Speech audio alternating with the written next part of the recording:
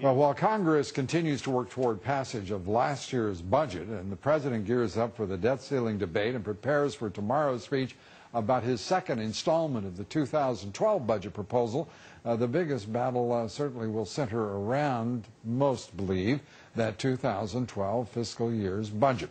My next guest is the co-sponsor of a Republican alternative to Congressman Paul Ryan's ambitious 2012 budget.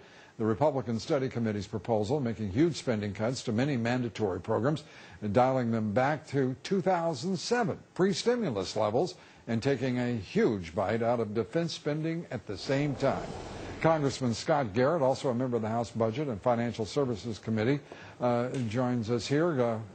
We appreciate it, Congressman. Good to see you. I think I've got to give full disclosure here. Congressman Garrett also happens to be my congressman, and it's good to see you. Good to see you. Why do we need another budget proposal? You're not satisfied with all of the budget cutting and all of the reduction in spending over 2012? Yeah. So Congressman Ryan has certainly taken a great step, or maybe even call it a leap forward, as far as the debate and the discussion they're having in Washington. No longer we're talking about how big the government should be growing, but instead we're finally changing it to, should we begin to shrink it back and live within our means? And what we're just suggesting over at the RSC with our budget, the Republican Study Committee budget, is that maybe we can just go even a step further and actually have a budget that balances within the 10-year window, which is the way we budget things down here. And my goodness, I can only wait to hear how many times we'll hear the expression draconian attached to that recommendation. How much would you cut over the course of, say, the next few years? Well, that's interesting the way you put that, because most of the time you talk about the budget cycle compared to the Obama budget and over a 10-year period, and so Paul Ryan's budget cuts around $6 billion. Ours actually does, number-wise, about 50% more than that, over $9 trillion over the 10-year window. But I think the important thing to really look at is what are we doing with regard to the 2012 budget versus where we are right now, 2011. President Obama wants to go up about 2%.